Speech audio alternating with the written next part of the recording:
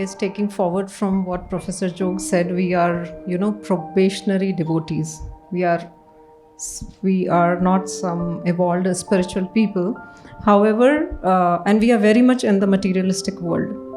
So, one thing, please do not take spiritual life as a therapy to treat your stress and depression, because the benefits are way beyond it.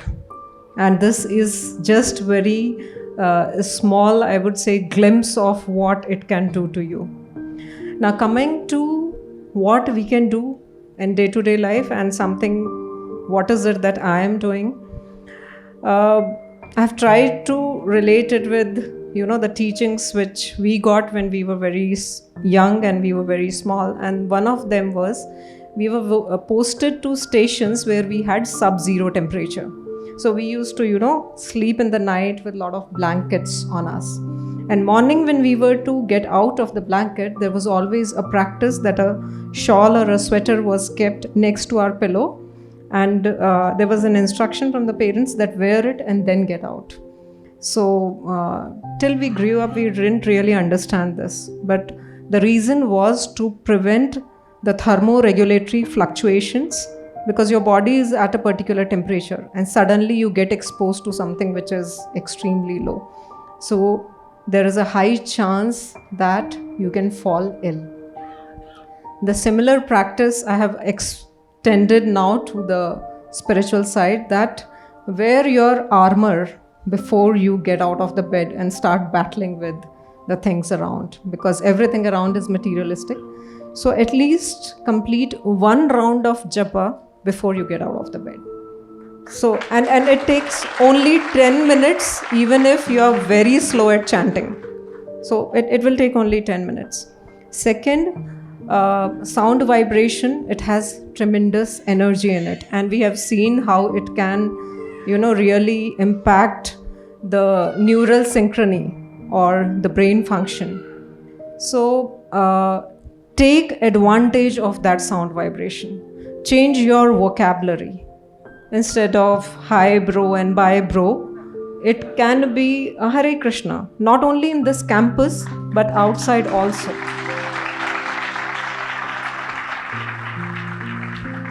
Further, if something goes wrong in life, what is our expression generally when we are out of this campus? Oh, don't make me say that word, you all know it. It's oh shit or oh damn. Replace it with Hey Krishna and Hey Ram. And you see the whole vibration, how it changes when you are impacted with negativity or failures in life. Some other small easy tips.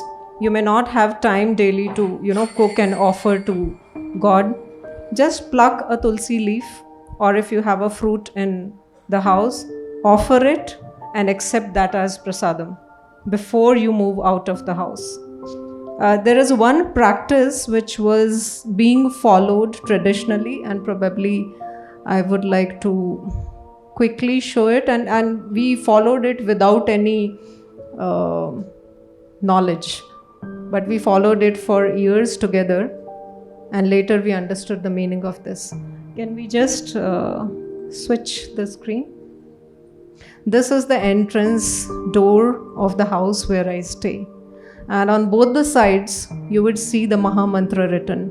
Now, this is nothing new that I have adopted after coming in contact or getting the knowledge. This was a traditional family tradition and a practice which was carried out since ages. And we also, because we were not the rebellious kinds, so we followed this practice. And this, what this Mahamantra means, that I understood now when I started reading Srila Prabhupada Ji's book. But the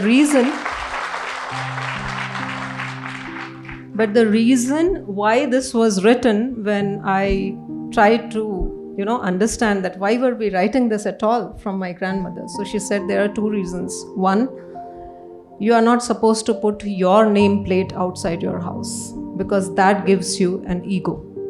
So This reminds you always that everything in this world belongs to the Supreme Creator.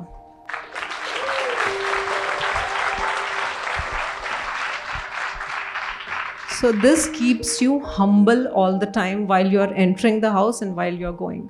Now the other thing which I understood and I didn't know, that how this can influence others. Now the people staying in my neighborhood, they have started saying that the elevator is just in front of my house. So everyone staying on that floor has to cross my house to reach to the elevator. So they say while we are waiting for the elevator, this is the Maha Mantra which we keep reciting.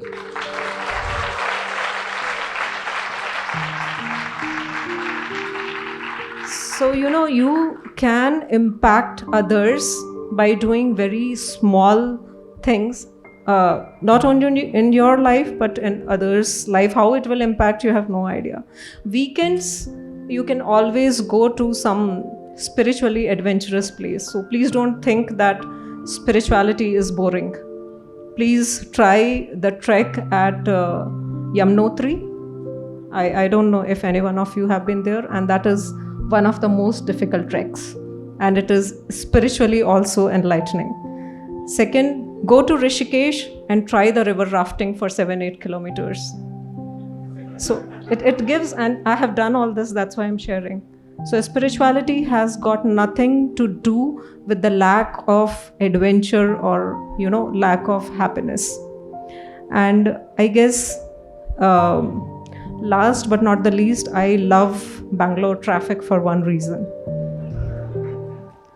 I guess chanting is one thing which, yes, I try to finish before I leave the house, but in that traffic, and I really pray at times that let the traffic be a little more and longer, because that is the time you get to read. That is the time when you get to hear the morning conversations of Srila Prabhupada Ji. And thanks to technology that all this is available at our tips. So I would request, just pick up something if this makes sense to you. Thank you.